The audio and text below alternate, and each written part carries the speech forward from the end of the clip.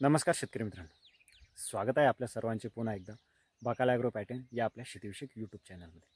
आणि आजच्या व्हिडिओमध्ये आपण पोळ्याच्या अमावस्येला कोणती फवारणी करायला पाहिजे याविषयी माहिती बघणार आहोत। तर शेतकरी मित्रांनो, आज आहे 27 ऑगस्ट आणि 2 सप्टेंबरला पोळा आहे, म्हणजेच पोळ्याच्या अमावस्येला आणखी 5 ते 6 दिवस इथं बाकी आहे। आणि अशात जर तुम्ही आता फवारणी करण्याचा विचार करत असाल तर आणखी 2 ते 3 दिवस तिथं थांबून घ्या शेतकरी मित्रांनो।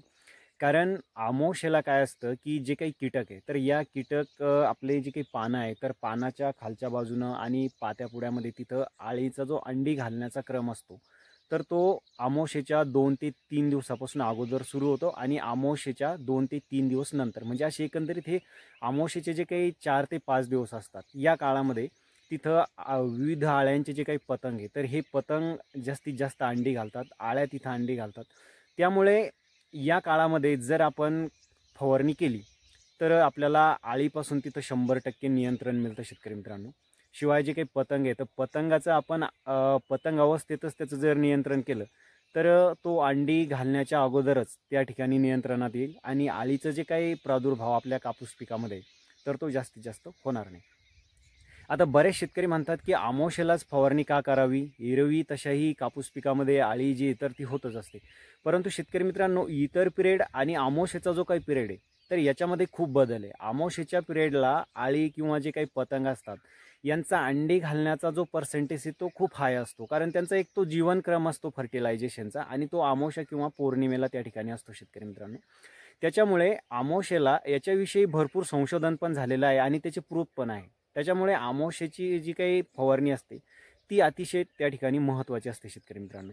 तर मग पोळ्याच्या अमावस्येला आपण नेमकी फवारणी कोणती घ्यायची, त्यामध्ये कीटकनाशक कोणते वापरायचे की ज्यामुळे तुमची जी काही बोंडआळी आहे, फळ पोखरणारी आळी आहे, शिवाय इतर आळ्यांचे जे काही पतंग आहे त्याचं पण आपल्याला त्या ठिकाणी चांगल्या प्रकारे नियंत्रण करता येईल। आणि शिवाय शेतकरी मित्रांनो, सध्याच्या पिरियडमध्ये जर तुम्ही बघितलं तर कापूस पिकावर थ्रिप्सचा प्रादुर्भाव त्या ठिकाणी मोठ्या प्रमाणात झाल्याचं आपल्याला आढळून येते। या थ्रिप्सचं सुद्धा आपल्याला या ठिकाणी नियंत्रण करायचे, म्हणजे आपल्याला पोळ्याची जी काही अमावस्या आहे तर या अमावस्येला 2 वेगवेगळ्या फवारण्या न करता 2 in 1 फवारणी त्या ठिकाणी करायची, म्हणजेच आळ्यांचं पण आपल्याला चांगल्या प्रकारे तिथं नियंत्रण करता येईल। शिवाय जो काही थ्रिप्स आहे, जे काही रस शोषण करणाऱ्या किडी आहे, त्यामुळे जी काही पानं सध्याच्या पिरियडमध्ये थोडीशी वाकडी होत आहे, कोकडली जात आहे कापूस पिकाची, त्याचं पण त्या ठिकाणी चांगल्या प्रकारे नियंत्रण करता येईल। याविषयी आज आपण माहिती घेणार आहे। तर जे कोणी शेतकरी आणखी आपल्या बाकाल ॲग्रो पॅटर्न या चॅनलवरती नवीन आहे तर अशा शेतकऱ्यांनी सर्वप्रथम चॅनलला सबस्क्राईब करा आणि त्यासमोरील नोटिफिकेशन बेल ऑन करा, म्हणजे आपल्या चॅनलवर येणाऱ्या सर्व शेतीविषयक नवनवीन व्हिडिओचे नोटिफिकेशन हे तुम्हाला मिळतील। आणि हो शेतकरी मित्रांनो, तुम्हाला जर वाटत असेल की आपल्या व्हिडिओतून तुमचा काही फायदा होतो आहे आणि आपला व्हिडिओ तुम्हाला आवडत असेल तर आपला व्हिडिओ लाईक करा आणि जास्तीत जास्त शेतकऱ्यांपर्यंत शेअर करा, म्हणजे तिथं पण शेतकऱ्यांना त्याचा चांगला फायदा होईल शेतकरी। तर मग शेतकरी मित्रांनो, जाणून घेऊया पोळ्याच्या अमावस्येला आपल्याला कापूस पिकावरती कोणती फवारणी करायची या संदर्भात सविस्तर माहिती। तर शेतकरी मित्रांनो, आळीच्या प्रादुर्भावासाठी आपल्याला एक गॅस पॉयझन घ्यायचं आहे आणि शिवाय सध्या जर आपण बघतोय की कापूस पिकावरती थ्रिप्सचा प्रादुर्भाव मोठ्या प्रमाणात झालेला आहे, त्या थ्रिप्सच्या कंट्रोलसाठी सुद्धा आपल्याला इथे एक औषध घ्यायचं आहे, म्हणजे 2 फवारण्या न करता 2 in 1 फवारणी आपल्याला इथं करायची आहे। फक्त शेतकरी मित्रांनो, मी जे काही प्रमाण सांगणार आहे तेवढंच प्रमाण घ्या, जास्तीचं प्रमाण घेऊ नका, कारण गॅस पॉयझन असल्यामुळे शेतकरी मित्रांनो पिकावर तुमच्या स्कॉर्चिंग होऊ शकते, पानं कडक होऊ शकतात। हे परिणाम तुम्हाला त्या ठिकाणी जास्त प्रमाण घेतलं तर झेलावे लागू शकतात। त्याच्यामुळे सांगतो तेवढंच प्रमाण घ्या आणि फवारणी करा। तर शेतकरी मित्रांनो, सर्वप्रथम जे काही आळ्या आहे तर आळ्यांच्या नियंत्रणासाठी, म्हणजे याच्यात बोंडाळी असेल, फळ पोखरणारी आळी असेल आणि सर्व प्रकारच्या आळ्यांचे जे काही पतंग आहे तर याच्या नियंत्रणासाठी आपल्याला प्रोफेक्स सुपर हे कीटकनाशक, ज्याच्यामध्ये प्रोफेनोफॉस प्लस सायपरमेथ्रिन हे 2 घटक मिळतात, किंवा मग शेतकरी मित्रांनो याला पर्याय म्हणून सनी सरपंच, याच्यामध्ये पण आपलं प्रोफेनोफॉस प्लस सायपरमेथ्रिन हे 2 घटक मिळतात। दोन्हीपैकी एक तुम्ही घेऊ शकता। दोन्हींचं जे काही रेट आहे तर रेटमध्ये खूप फरक आहे। प्रोफेक्स सुपर तुम्हाला जर लिटर घेतलं तर जवळपास 1000-1100 पर्यंत जाणार आहे आणि सरपंच घेतलं तर 500 ते 550 पर्यंत इथं तुम्हाला बसणार आहे। त्यामुळे रेटमध्ये थोडासा बदल आहे, तुम्हाला जे मिळेल ते घ्या। आता हे गॅस पॉयझन असल्यामुळे शेतकरी मित्रांनो याचं जे काही प्रमाण आहे तर हे प्रमाण आपल्याला घ्यायचं आहे 15 लिटर किंवा 20 लिटरचा पंप असेल तर 25 ml। 25 ml पेक्षा जास्त प्रमाण याचं घेऊ नका शेतकरी मित्रांनो।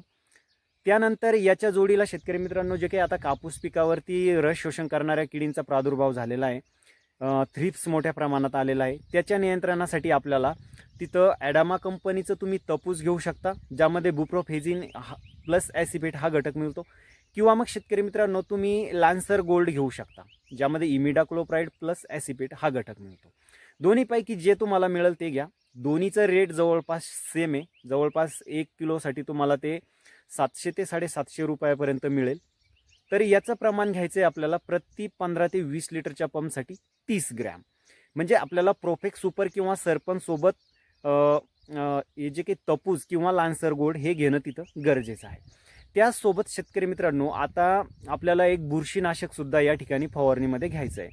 तर सध्या जे काही ढगाळ वातावरण आहे, पाऊस होतोय, त्याच्यामुळे आपल्याला कापूस पिकावरती जे काही काळे डाग वगैरे पानांवरती पडलेले दिसत आहे, फळांवरती जे डाग दिसत आहे, तर त्याच्या नियंत्रणासाठी आपल्याला ब्लू कॉपर हे बुरशीनाशक घ्यायचे प्रति पंपसाठी 30 ग्रॅम. आणि फवारणीमध्ये शेतकरी मित्रांनो प्रत्येक पंपाला 100 ग्राम युरिया तिथं कंपल्सरी घ्या. युरियाचे फायदे मी तुम्हाला मागच्या एका व्हिडिओमध्ये सांगितलेलेच आहे. त्यामुळे 100 ग्राम युरिया तिथं घ्या शेतकरी मित्रांनो. आणि अशा प्रकारे कापूस पिकावरती आमोशला ही जी काही फवारणी आहे पोळ्याची ही त्या ठिकाणी करून घ्या. पोळ्याच्या 2 दिवस अगोदर म्हणजे आमोशेच्या 2 दिवस अगोदर तुम्ही करू शकता, किंवा मग पोळा झाल्याच्या नंतर 2 दिवस, हे जे काही आमोशेचे 3-4 दिवस आहे, 4 ते 5 दिवस, या काळामध्ये आमोशेला ही फवारणी तुम्ही करून घ्या शेतकरी मित्रांनो. अतिशय त्याचे जबरदस्त रिझल्ट त्या ठिकाणी तुम्हाला मिळणार आहे. बाकी माझी माहिती कशी वाटली शेतकरी मित्रांनो तुम्हाला कमेंटमध्ये तुमची जी काही प्रतिक्रिया आहे ती नक्कीच कळवा. आणि व्हिडिओ आवडला तर व्हिडिओला लाईक करून जास्तीत जास्त शेतकऱ्यांपर्यंत शेअर करा. अशीच एक नवीन माहिती घेऊन भेटूया शेतकरी मित्रांनो पुढच्या व्हिडिओमध्ये. तोपर्यंत नमस्कार.